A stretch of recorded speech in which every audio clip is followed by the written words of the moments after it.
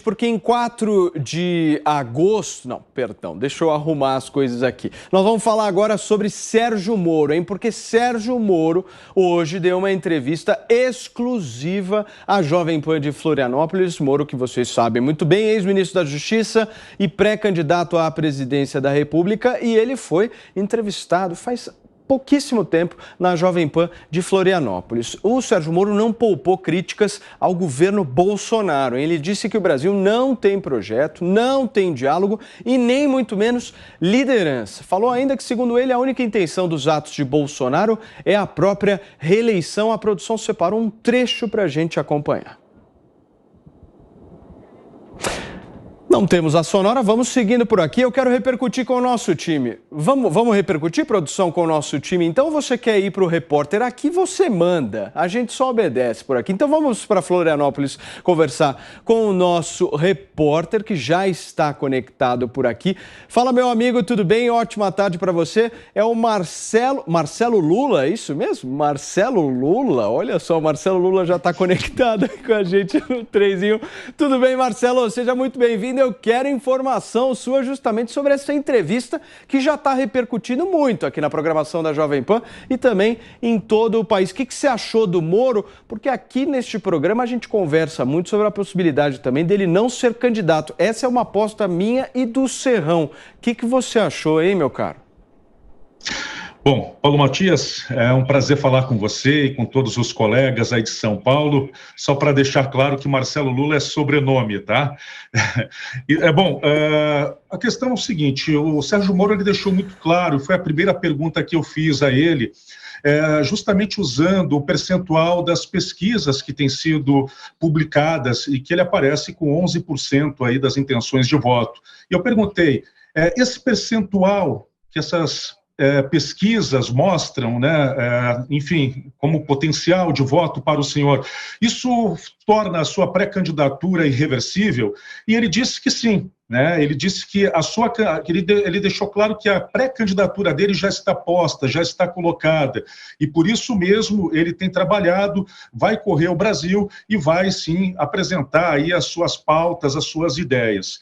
Agora, o que chamou a atenção é que o Sérgio Moro, ele praticamente ele deixa claro que ele não quer ser um pré-candidato de uma nota só, né? O Sérgio Moro ele não quer falar apenas de corrupção, muito embora nós falamos durante a entrevista a respeito daquele tribunal também para julgamento, né, tribunal especial para julgar crimes de corrupção, mas o Sérgio Moro puxou muito a questão econômica e também a questão social. Pelo visto, teremos aí um pré-candidato quase que social-democrata, né? Um Sérgio Moro social-democrata, falando de economia e também aí, claro, incentivo à economia, o incentivo aos investimentos, mas também pensando no social. Ô Marcelo, você com a sua experiência aí jornalística, que eu sei, você deve ter entrevistado muitas pessoas ao longo da sua carreira, eu quero saber se você viu alguma ponta aí de possibilidade na conversa com o Moro dele desistir dessa candidatura. Ou é para valer mesmo, o negócio vai assim até o final, hein?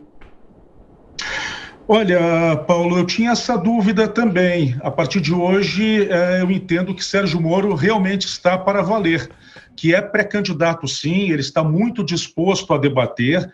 Ele, inclusive, como você bem disse, ele fez críticas ao presidente Jair Bolsonaro, disse que o Brasil está sem rumo, não tem projeto, que o presidente só fala em reeleição, mas também falou do ex-presidente Lula, fez duras críticas também ao ex-presidente Lula, que segue criticando a Lava Jato. Então, o Sérgio Moro, ele quer sim se mostrar como um pré-candidato, como uma terceira via, como uma possibilidade viável para quebrar a polarização Lula e Bolsonaro. Então, ele aposta, sim, na discussão, como eu disse antes, das questões econômicas, das questões sociais. Ele se apega muito, por exemplo, à questão do desemprego, o grande número de desempregados que tem hoje no país, além também, claro, de criar alternativas. E, inclusive, ele fala, quando ele falou sobre essa questão aí de criar uma espécie de força-tarefa para o combate à pobreza e à miséria, ele frisa muito isso, né, de ir a fundo, de fazer com que os programas sociais que são apresentados e que existem hoje realmente cheguem na ponta, em quem precisa. Muito bem, Marcelo, deixa eu te agradecer pela participação aqui no nosso 3 em 1. Marcelo que entrevistou aí o Sérgio Moro, e daqui a pouquinho aqui no 3 em 1 a gente vai repercutir essa entrevista, separamos, a produção já separou trechos para a gente poder comentar fala por fala. Vocês ficam por aí porque daqui a pouquinho o 3 em 1 está de volta aqui na Jovem Pan News. 3 em 1.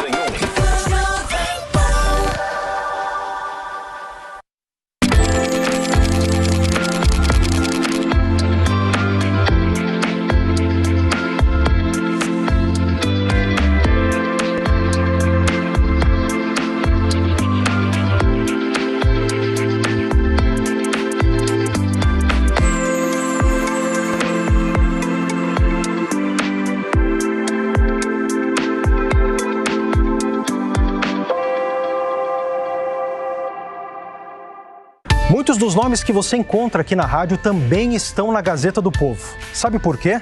Porque acreditamos na liberdade de expressão e no poder do debate. Registramos isso publicamente em nossas convicções. Aliás, somos um dos poucos jornais a fazer isso. Nossa equipe de jornalistas defende esses valores. Agora, precisamos de você. Assine a Gazeta do Povo e construa um país mais próspero e livre. Tech News. Oferecimento 99.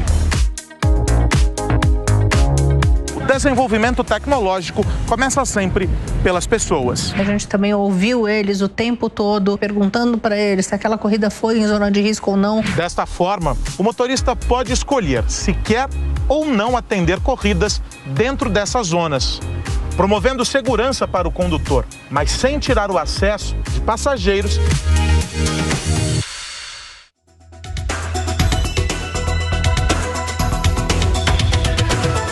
5h34 desta terça-feira, dia 14 de dezembro de 2021. Nós estamos ao vivo com o nosso 3 em 1 e antes do intervalo comercial a gente estava repercutindo justamente sobre essa entrevista exclusiva que o Sérgio Moro acabou de conceder aqui à Jovem Pan de Florianópolis. O Marcelo lá da JP Florianópolis entrou aqui, conversou um pouco com a gente e eu quero repercutir com os nossos comentaristas. Constantino, eu vou começar por você. Como é que você viu aí essa entrevista, que daqui a pouquinho, inclusive, a gente coloca trechos para repercutir? Então, Paulo, o Moro é candidato, pelo menos até onde ele achar que tem alguma chance, né? Ele pode desistir lá na frente se achar que é uma causa perdida, que não vai conseguir ocupar esse espaço do Bolsonaro aí, à direita principalmente, e ao centro, e vai para o Senado, que é mais garantido. Isso pode acontecer na minha visão, mas hoje ele está convencido que ele precisa tentar cacifar, e por isso ele vai tentar mostrar que tem um compromisso único com a candidatura à presidência, que ele é o candidato à presidência para consertar o Brasil.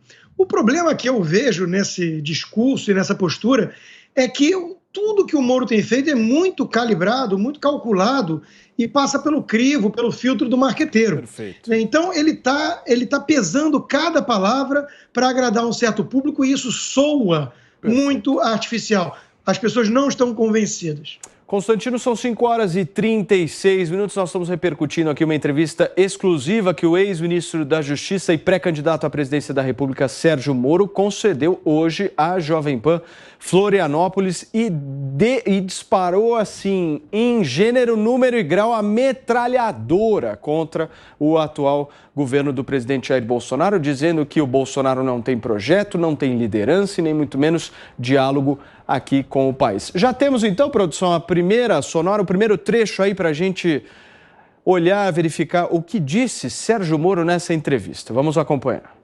Nós temos um país que não tem projeto, não tem liderança e não tem diálogo, tá? Infelizmente o Brasil hoje, triste dizer isso, espero que isso mude, se depender do governo federal em Brasília, ela é uma nau sem rumo. Se você perguntar qual que é o projeto do governo atual, eu não sei. Talvez seja a única coisa que a gente consegue responder, ele quer ser reeleito.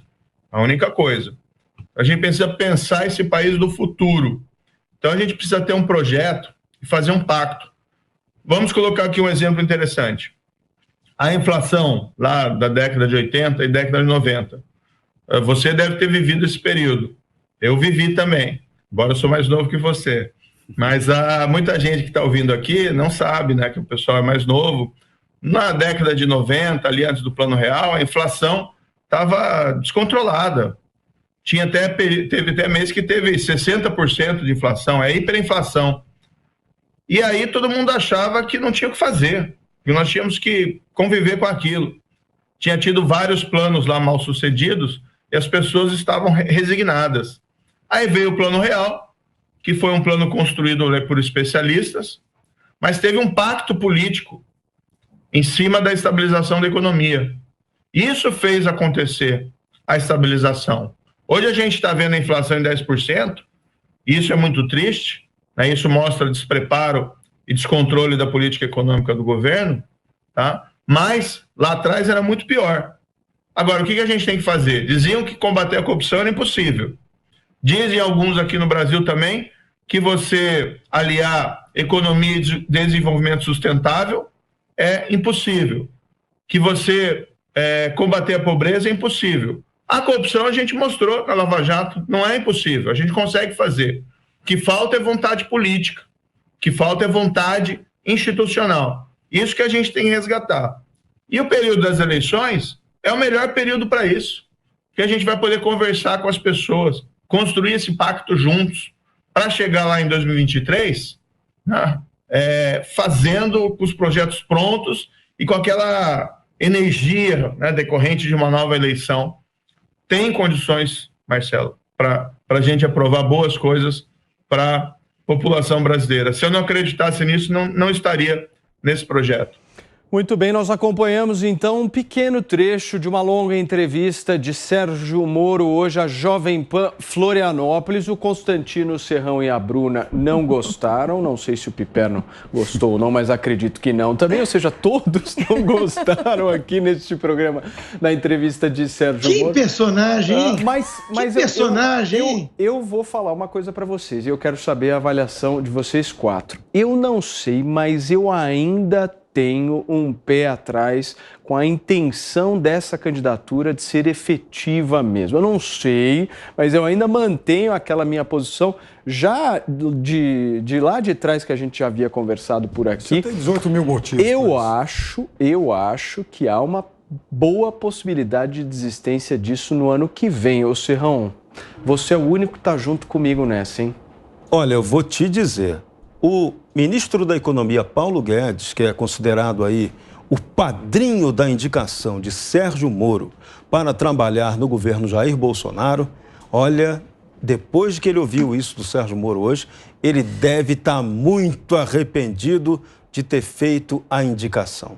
Do ponto de vista da análise fria, o que Sérgio Moro falou foi uma bobagem retumbante. Querer comparar aquela inflação lá da era Sarney com a inflação de hoje e não compreender o fenômeno, que essa inflação de hoje é uma questão de oferta que vem de uma realidade pós-pandemia e que acontece mundialmente, já desqualifica ele como alguém que possa querer ter pretensão de ser presidente da República do Brasil. Ele pode entender um pouquinho lá de leis, né?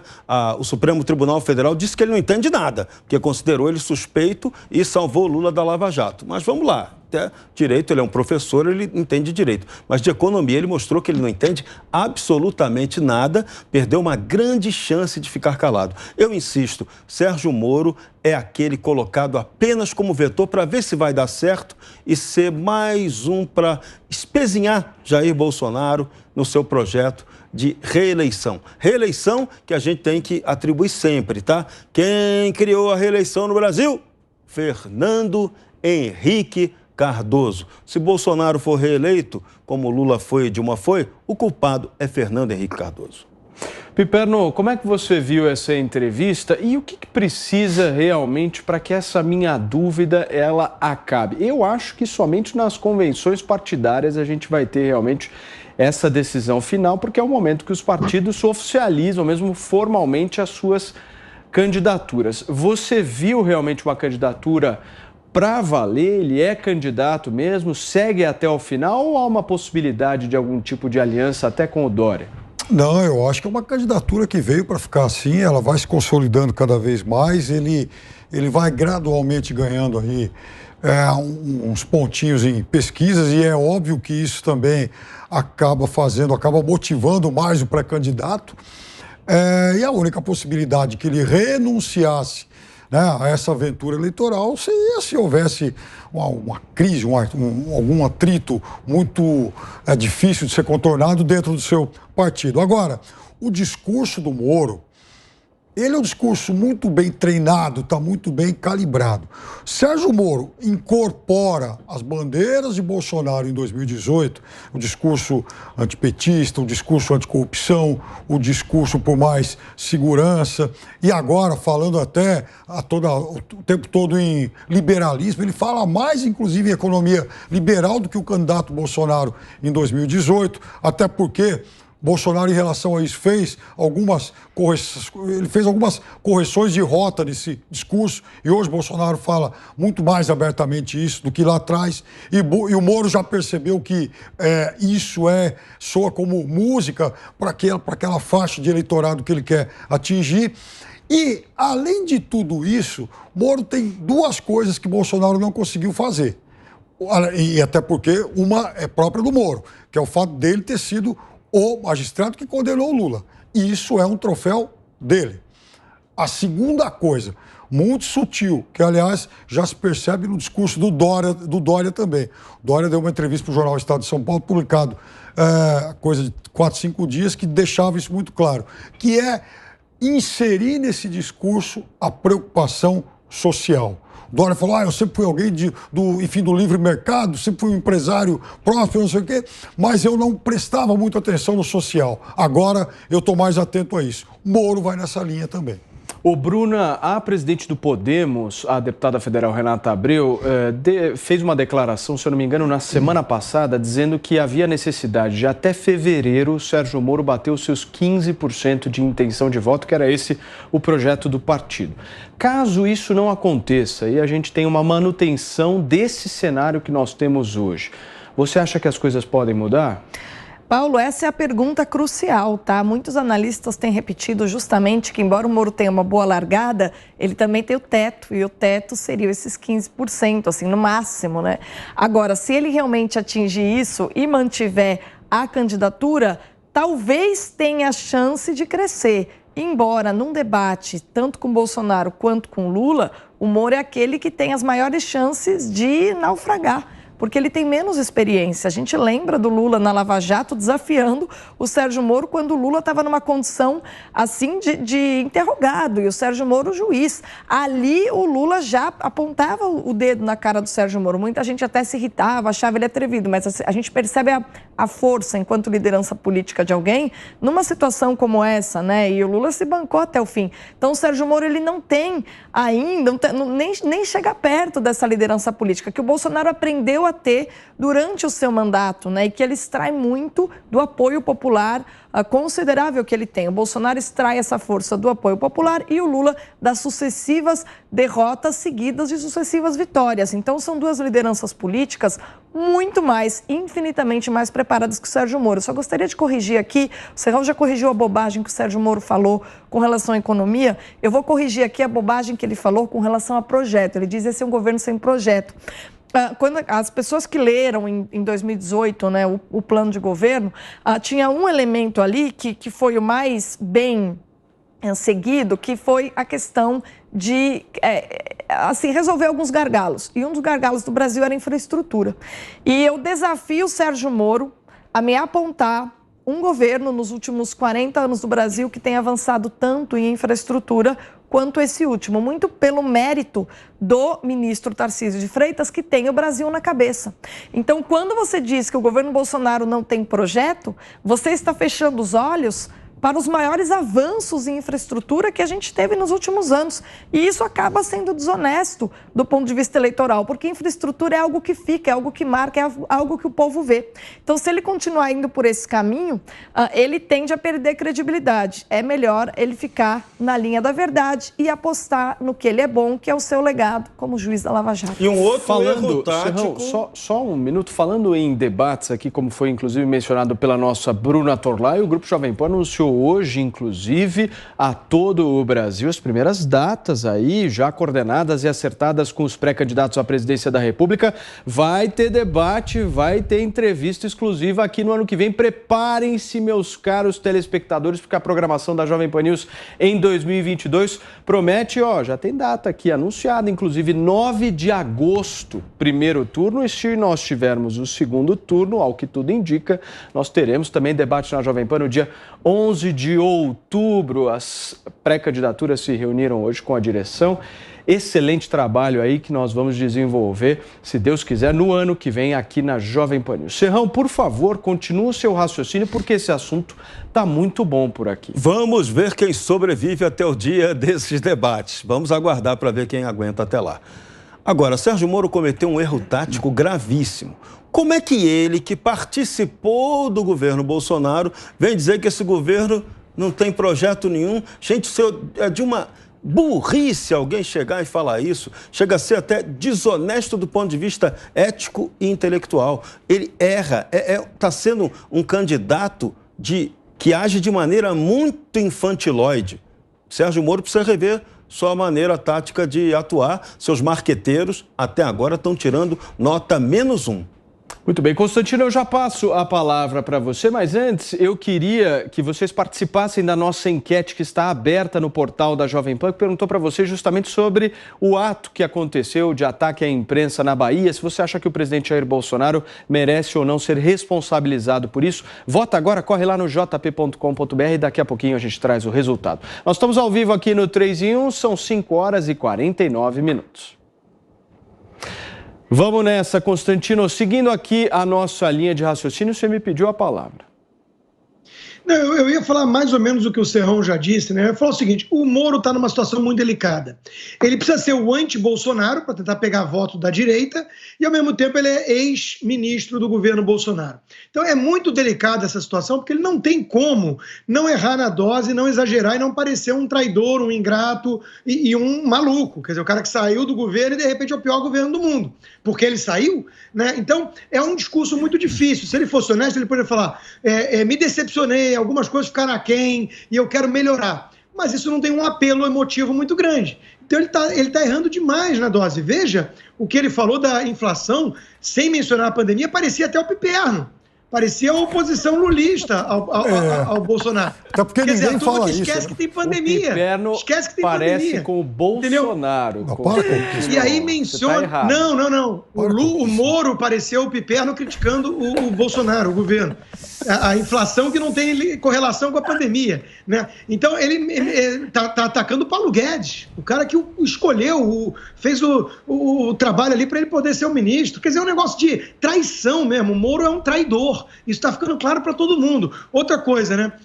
Combate à corrupção, veja como é possível fazer. Bom, a gente está vendo o resultado. Ele considerado suspeito, todo mundo solto, daqui a pouco até o Sérgio Cabral, né? E ele foi ministro do governo de Justiça e Segurança. Então, assim, e ele não consegue condenar o Supremo. Então, cadê o combate à corrupção? Eu não estou vendo grandes resultados. Ele está enfrentando o Lula como candidato. E parece que não deu muito certo, né? E outra coisa é o seguinte, em relação aos Moretti, né? É um fenômeno muito curioso, porque a gente vê aí a turma dos antagonistas, MBL, esse pessoal todo, né? Eles chamam muitos outros de gado bolsonarista, mas eles não aceitam uma crítica ao guru. Veja que o jornalista Kim Paim fez um dossiê, o presidente até recomendou e tudo, né? E ali mostra muitas coisas esquisitas sobre Álvaro Dias, Doleiro, Youssef, Moro. Enfim, são perguntas que estão no ar. Qual foi a reação deles? Atirar no mensageiro. Até mesmo um bigodinho suspeito surgiu já aí pela caneta de um dos antagonistas. Quer dizer, atirar no mensageiro, desqualificar o cara, falar que é um blog sujo. Quer dizer, de novo, os Moretes agem que nem gado. Esse pessoal tem mito na política, endeusa político. Moro é um político. Não dá, isso não combina com o jornalismo. Muito bem. Gente, olha só, são 5 horas e 52 minutos ao vivo aqui na Jovem Pan News com o nosso 3 em 1 e a gente debatendo um pouco, discutindo sobre essa entrevista exclusiva que Sérgio Moro concedeu hoje à Jovem Pan de Florianópolis. Nós vamos seguindo aqui justamente com esse assunto. 5 horas e 52 minutos. E olha, nós temos pouquíssimo tempo de programa, então eu quero tiro curto agora, hein? Tem 2 pontos que eu queria destacar aqui e um tweet para cada um justamente sobre esses 2 pontos. Primeiro ponto, ele diz claramente, aspas, você precisa ter aliados para construir vitória nas eleições. Vamos fazer uma aliança em prol dos brasileiros. E segundo, eu sou contra a reeleição. Serrão, manda o seu tweet pra gente. Maravilha, parabéns. Então defenda isso e seja coerente. Agora, fazer aliança?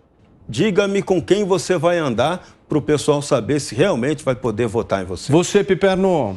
A aliança que ele vai tentar até o fim é com o PSDB, que tem candidatos nanicos.